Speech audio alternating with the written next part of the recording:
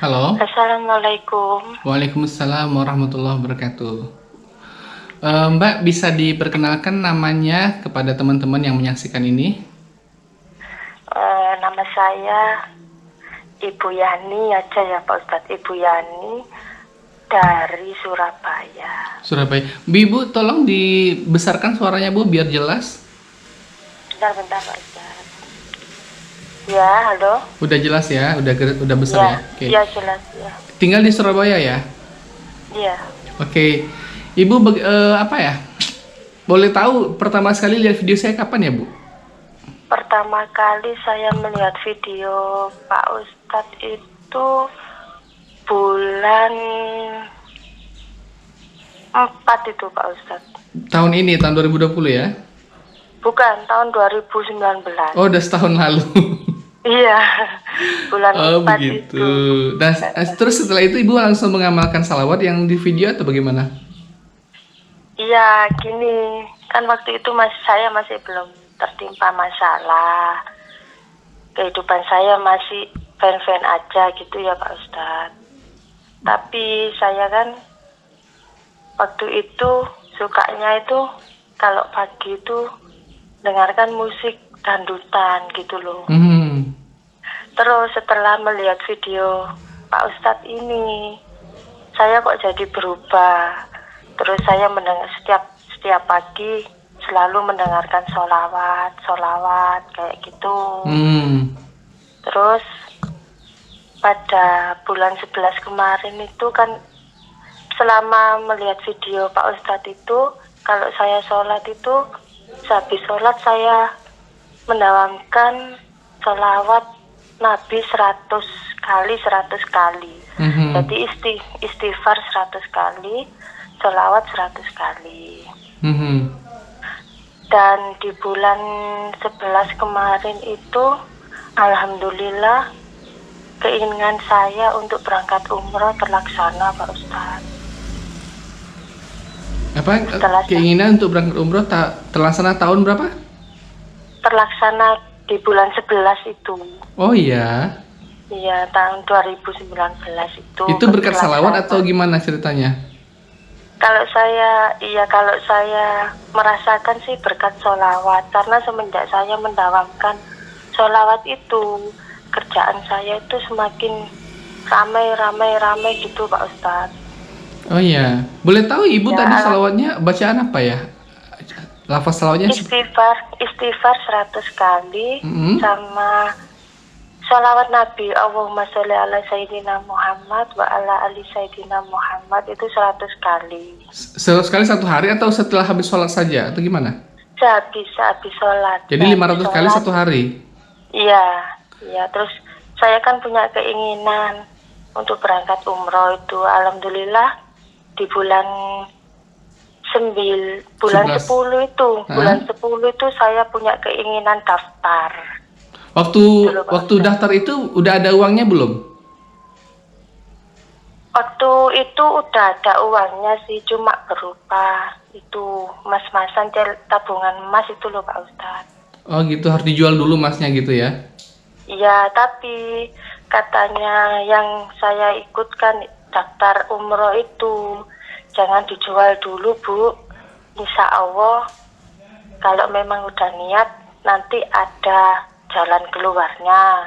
Kalau memang sudah mepet baru nanti dijual, kalau sudah ndak ada gitu Pak Ustadz. Terus saya melihat sholawat testimoni dari itu Pak Ustadz belum. Terus saya saya nggak pernah melakukan tahajud. Nah waktu itu setelah saya melaksanakan setelah saya daftar itu Pak Ustadz, saya melaksanakan sholat tahajud. Mhm. Jadi setiap saya tahajud itu saya usahakan dapat 1000 Ya. 1000 Oke. salawat Nabi.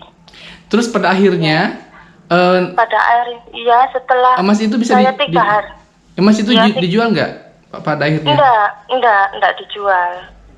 Setelah saya mendawamkan itu selama berarti satu harinya itu 4000 salawat. Aha. Tapi yang 3000 itu salawat Jibril, Pak Ustadz. Oke, terus apa yang terjadi? Alhamdulillah selama saya melaksanakan mendawamkan salawat itu 3 minggu berturut-turut itu saya bisa melunasi 30 juta, Pak Ustadz. Ibu bisnis apa sih? Jualan atau apa? Ini sebagai penyetok gitu loh, Pak Ustadz. Penyetok mainan anak-anak itu. Kalau biasanya dulu-dulu keuntungannya nggak sampai segitu ya? Nggak sampai segitu. Kadang kalau rame kan ya dapatnya banyak. Tapi selama saya punya keinginan berangkat itu 3 minggu berturut-turut itu gajian seperti kayak melimpah gitu, Pak Ustadz. Mhm. Jadi kan saya ngasih DP itu 5 juta pertama. Mhm. Kan kurang 25. Ya. Yang 25 itu saya lunasi selama 3 minggu, Pak Ustadz. Masya Allah. Ibu dulu umrohnya berapa hari ya? 11 hari, 12 hari? 14. Oh, 13. Wajar 13 dong hari. mahal. Dulu kan saya umroh 9 hari cuma bayar 25 juta. Iya, setelah saya berangkat, Pak Ustadz, saya tiba, Pak Ustadz berangkat. Iya, saya diberangkatkan Desember kan? Iya, kan waktu itu Pak Ustadz kan itu apa, les gitu loh. Ayo ya yang ditanyakan sekarang, soalnya besok saya mau berangkat umroh kan gitu, Pak Ustadz. Iya. Oke, kemarin Ibu WA saya waktu itu katanya hutang lunas 80 juta itu gimana nggak ceritanya? Iya, itu gini Pak Ustadz, mungkin sudah cobaan saya yang harus saya terima, Pak Ustadz ya. Halo? Sebentar Pak. Ada tamu. Ono tamu ini. Halo? Halo. Ya paling nanti berapa menit lagi kok, paling lama 15 menit, suruh tunggu sebentar ya. Iya, ini sudah Pak, sudah. Oke, bagaimana ceritanya? Gini, pada bulan 4 kemarin ini Pak Ustadz, saya tuh tertimpa musibah. Saya kan pegang uang. Bulan 4 ya? Iya, bulan 4 kemarin ini. Oke. Pegang uang terus? Saya kan pegang uang tabungannya nasabah 60 orang, Pak Ustadz. Nasabah apa nih? Umroh? Bukan, nasabah tabungan lebaran gitu loh, Pak Ustadz. Oke. Terus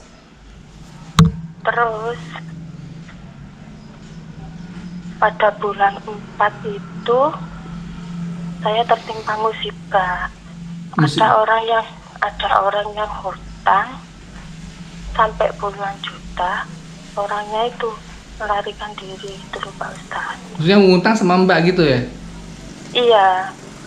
Oh. Bentar Pak Ustadz. Iya, kayak gitu.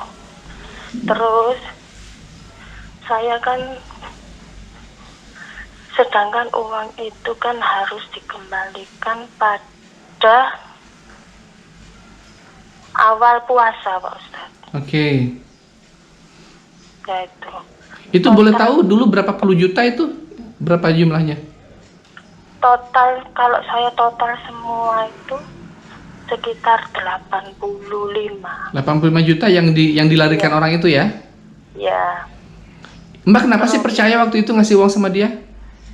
Ya, awalnya kan baik gitu loh, Pak Ustadz. Saya ini nggak punya pikiran apa-apa ke orang. Dia tuh sudah baik seperti kayak keluarga saya sendiri. Oh begitu. Oke, terus akhirnya bagaimana? Bagaimana bisa membayar uang itu lunas? Iya, gini kan selama itu kan saya bingung, Pak Ustadz. Saya bingung itu, terus akhirnya saya ini. Halo Mbak, dibesarkan suaranya dong biar keras. Iya, gini loh Pak Ustadz. Waktu itu kan saya juga bingung. suami kan nggak tahu masalah ini gitu loh Pak Ustadz. Terus gimana caranya saya ngomong ke suami ini tanpa dia harus marah gitu. Terus saya mendalamkan sholawat itu Pak Ustadz setiap hari sampai pertama 5.000. Sehari itu 5.000 sholawat Jibril. Sholawat Jibril aja 5.000. Setelah 2 hari saya bilang ke suami saya. Dan alhamdulillahnya suami saya itu nggak marah Pak Ustadz. Gitu. Terus saya kan bingung gitu. Terus ketika itu pekerjaan juga di lockdown juga, jadi usaha kita tutup Pak Ustadz. Sebentar, please mari.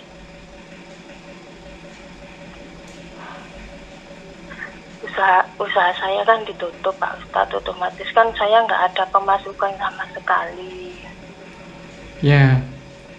Sedangkan saya harus membayar cicilan ini, cicilan bank, cicilan mobil gitu kan Pak Ustadz. Terus? Jadi saya semakin bingung. Akhirnya saya melihat testimoni lagi, membuka channel YouTube-nya Pak Ustadz lagi. Saya buka itu. Dulu tuh saya pertama lihat itu punyanya yang di Hong Kong itu loh Pak Ustadz. Oh itu tahu ya. Iya, terus itu kemarin itu lihat lagi banyak testimoni kan, saya lihat semua. Akhirnya saya tekad untuk mendawamkan sholawat Jibril itu 15.000. Pokoknya aku harus bisa 15.000 sholawat Jibril. Nabinya 1.000.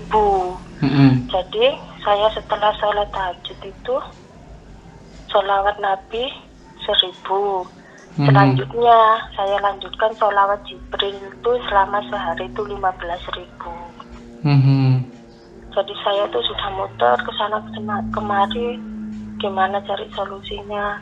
Dalam jangka 1 bulan ini harus dapat 80 juta itu Pak Ustadz gitu loh. Dan alhamdulillahnya setelah saya mendawamkan selama 4 hari. Selama 4 hari itu saya didatangi sama pihak ACC mobil. ACC mobil? Iya, yang asuransi yang saya ikutkan itu loh Pak Ustadz. Namanya? Leasing itu loh Pak Ustadz. Oh ibu ikut asuransi? Bayar asuransi mobil? Bukan, iya asuransi, maksudnya cicilan mobilnya itu ke sini menurut pihak bank, cicilan mobilnya itu ke sini. Terus dia bilang apa? Dia bilang, Ibu dapat keringanan pembayaran 4 bulan gratis, tidak membayar apapun.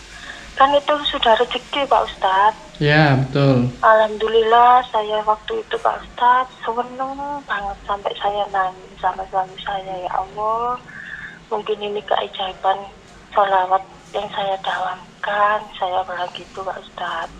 Oh ibu kredit mobil ya? Iya, saya kredit mobil. Terus waktu itu saya dawamkan lagi. Setelah itu dapat pertengahan puasa kurang 2 minggu Pak Ustadz. Kan pembagian uang itu kan puasa minggu pertama. Nah ini waktu puasa kurang 2 minggu, itu tiba-tiba ada orang yang kesini Pak Ustadz ngasih uang ke saya gitu. Ngasih apa? Ngasih uang. Berapa banyak? Ngasih uang ke saya itu jumlahnya ya sedikit, cuma 8 juta. Itu uang apa ya? Nggak tahu, dia itu gini katanya, saya kasihan sama kamu nak, karena kamu kan terlalu baik sama saya. Jadi ini kan kerjaanmu lagi di lockdown, jadi kamu saya kasih uang ya, kayak gitu Pak Ustadz. Oh gitu. Dia tahu nggak ibu ada masalah ini? Dia nggak tahu dia? Nggak tahu. Oh, nggak gitu. ada yang tahu. Keluarga saya nggak ada yang tahu Pak Ustadz. Yang tahu suami saya ini. Terus gimana Pak Ustadz, saya juga nangis-nangis. Saya berbuat baik itu enggak untuk apa ya, minta imbalan kayak gini gitu loh Pak Ustadz. Saya tuh bantu orang tuh tulus ikhlas gitu loh. Terus orang itu kesini nangis-nangis. Saya disuruh menerima uang itu 8,5 juta itu. Mhm. Terus besoknya setelah itu ketepatan hari Rabu. Terus hari Jumatnya itu saya dibel sama perusahaan. Perusahaan Kalau apa? sudah perusahaan saya yang saya ikuti itu, pabrik saya itu. Oke. Saya diberitahu kalau saya sudah ditransfer sebesar 10 juta. Uang apa Itu, itu? Pak Ustadz. Bonus apa atau gaji atau apa? Nggak tahu, mungkin itu loh apa, uang solidaritas karena corona itu loh Pak Ustadz. Gede banget ya 10 juta. Iya, alhamdulillah ya. Emang Allah, semua saya karyawan kok- dapat segitu? Saya juga pertamanya tuh nggak percaya, terus saya coba cek di m-banking. Oh iya ya Allah, masih Semua karyawan 10 dapat juta. seperti itu, Mbak? Saya nggak tahu semua karyawan ataupun saya aja, saya nggak tahu Pak Ustadz. Saya nggak berani tanya Oh, yang gitu. lainnya gitu loh. Takutnya nanti kalau saya aja, takutnya nanti ada kecemburuan kan gitu Pak Ustadz. Jadi ya udah saya bilang gini, ya udah makasih Bu ya, semoga rezekinya Ibu bertambah. Saya bilang gitu. Mm-mm. Terus setelah itu Pak Ustadz hari Jumat, hari Minggunya itu saya kan coba ngomong pinjam ke orang gitu loh Pak Ustadz, untuk menutupi kekurangan yang 85 juta itu. Iya, Kan saya udah pegang 20 juta dari pabrik sama orang yang itu, sama uang saya sendiri. Iya. 20 juta kan kurang 60. Iya. Lah 60 itu saya ngomong sama orang yang saya percaya itu Pak Ustadz.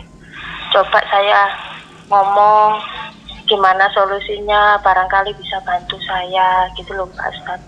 Alhamdulillahnya Pak Ustadz, dia ngasih pinjaman itu 30 juta. 30. Iya, saya awalnya itu cuma mungkin bisa bantu 10-10 kan lumayan. Lah dia itu ngasih pinjaman 30 juta Pak Itu berarti Ustadz. minjem itu maksudnya balikinnya kapan?